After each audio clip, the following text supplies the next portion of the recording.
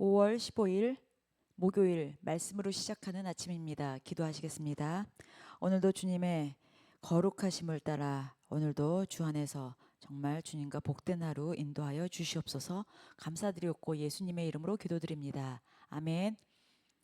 자, 오늘은 창세기 7장 6절로부터 21절까지입니다. 창세기 7장 6절로부터 21절까지 말씀입니다. 홍수가 땅에 있을 때에 노아가 600세라.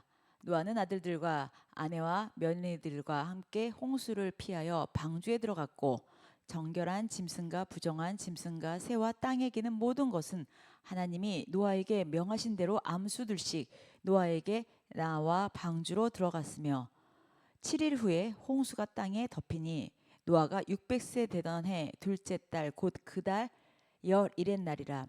그날에 큰 기쁨이 생들이 터지며 하늘의 창문들이 열려 40주야를 비가 땅에 쏟아졌더라. 곧 그날에 노아와 그의 아들 셈 야벳과 노아의 아내와 세 며느리가 다 방주로 들어갔고, 그들과 모든 들짐승이 그 종류대로, 모든 가축이 그 종류대로, 땅에 기는 모든 것이 그 종류대로, 모든 새가 그 종류대로, 무릇 생명의 기운이 있는 육체가 둘씩 노아에게 나와 방주로 들어갔으니 들어간 것들은 모든 것의 암수라. 하나님이 그에게 명하신 대로 들어가매 여호와께서 그를 들여보내고 문을 닫으시니라. 홍수가 땅에 40일 동안 계속된지라. 물이 많아져 방주가 땅에서 떠올랐고, 물이 더 많아져 땅에 넘침에 방주가 물 위에 떠 다녔으며, 물이 땅에 더욱 넘침에 천하의 높은 산이 다 잠겼더니, 물이 불어서 15규빗이나 오르니 산들이 잠긴지라. 땅에 움직이는 생물이 다 죽었으니 곧 새와 가축과 들짐승과 땅에 기는 모든 것과 모든 사람이라. 아멘. 오늘 제목은 공의와 사랑의 하나님 앞에서 거룩하라. 공의와 사랑의 하나님 앞에서 거룩하라는 말씀으로 같이 한번 살펴보시겠습니다. 자, 이제 노아가 600세에 이제 이 일이 마무리가 되고 방주로 들어갔습니다. 그러니까는 하나님께서 노아에게 말씀하셨을 때가 노아 나이 480세쯤 되었을 때겠죠.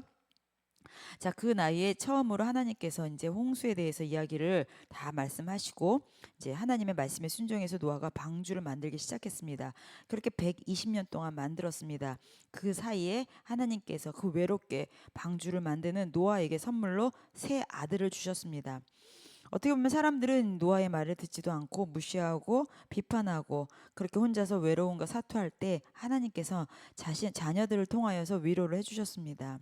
그래서 하나님은 아내와 세 아들과 세 며느리를 통해 이제 노아를 위로하셨고 함께 할 수 있는 그 방주에 들어가는 역사가 벌어지게 됐습니다.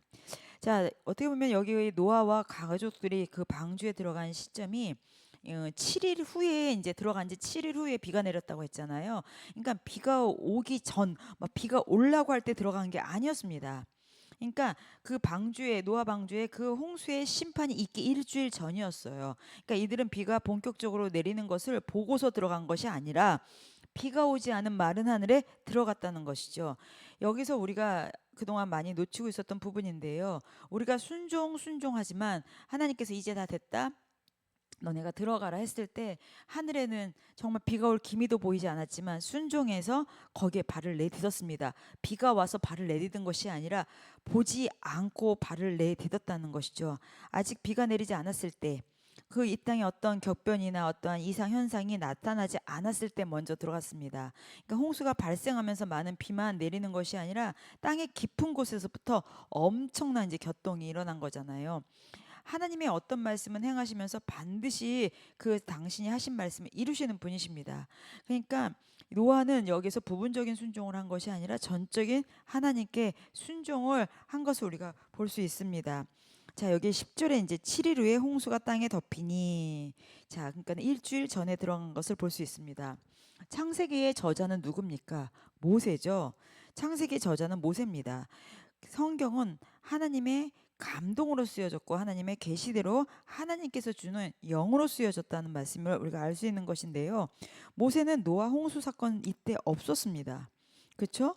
그런데 창세기를 어떻게 썼을까 궁금하지 않으세요? 이 창세기의 모든 일을 아시는 분은 누구밖에 없어요? 하나님밖에 없습니다. 하나님 외에는 아무도 이 창조부터 이런 모든 노아 사건까지, 홍수 사건까지 아는 분이 없습니다. 근데 모세가 어떻게 썼을까요? 왜냐면은요, 하나님께서는 모세에게 가르쳐 주신 거예요. 창세기의 모든 기록을 할 수 있게끔 하나님이 알려주셨다는 거죠. 모세는 그 시대에 살지 않았고 이 과정을 보지 못했지만 이 모든 것을 아신 하나님께서 세세한 부분까지 다 알려주신 거죠. 그러니까 모세는 이 노아의 홍수의 이 모든 과정을 하나도 빼놓지 않고 기록할 수 있었던 것입니다.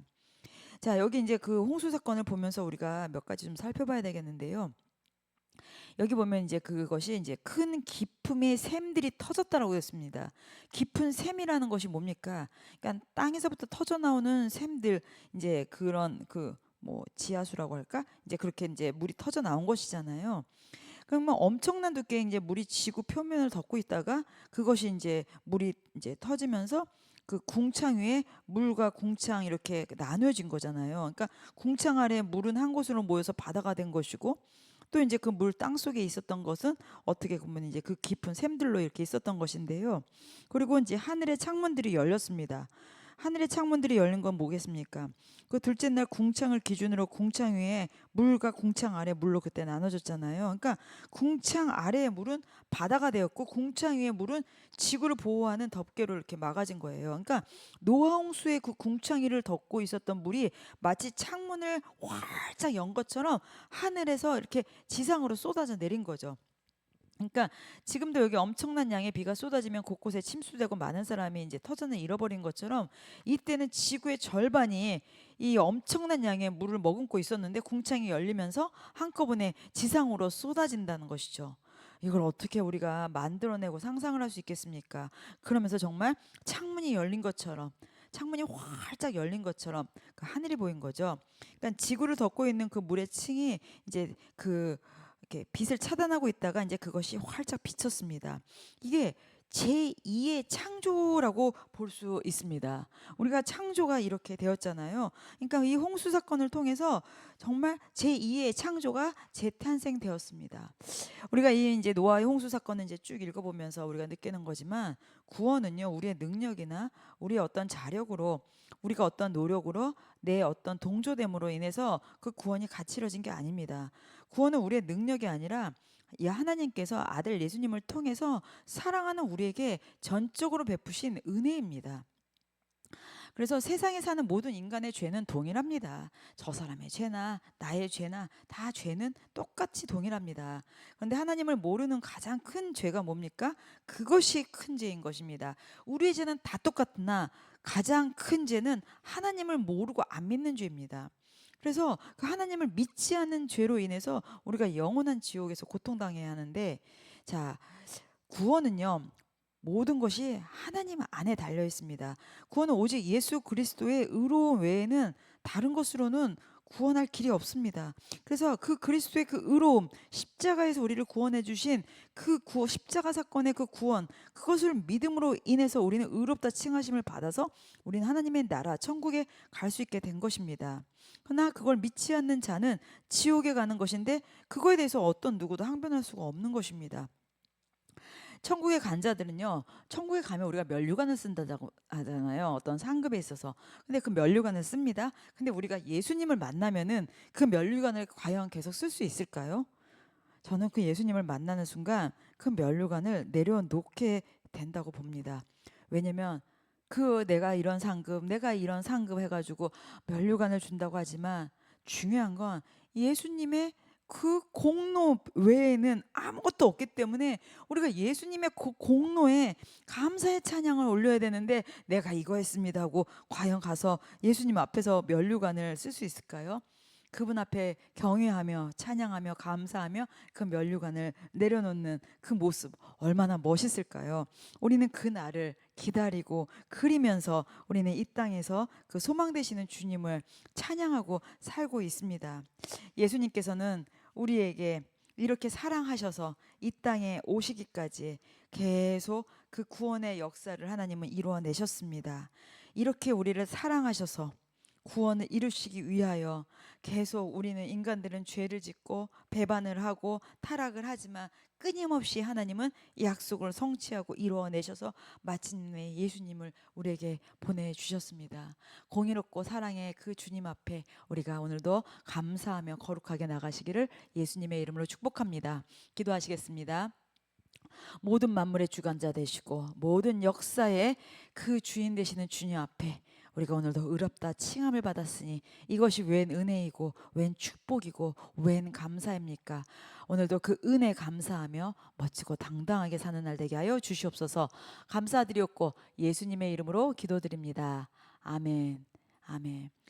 정말 너무나 감사하고 그 구원받은 자 정말 주님 앞에 의롭다 칭하심을 받은 우리는 오늘도 주 안에서 승리하시는 날 되시기를 예수님의 이름으로 축복합니다. 자, 기도하시겠습니다.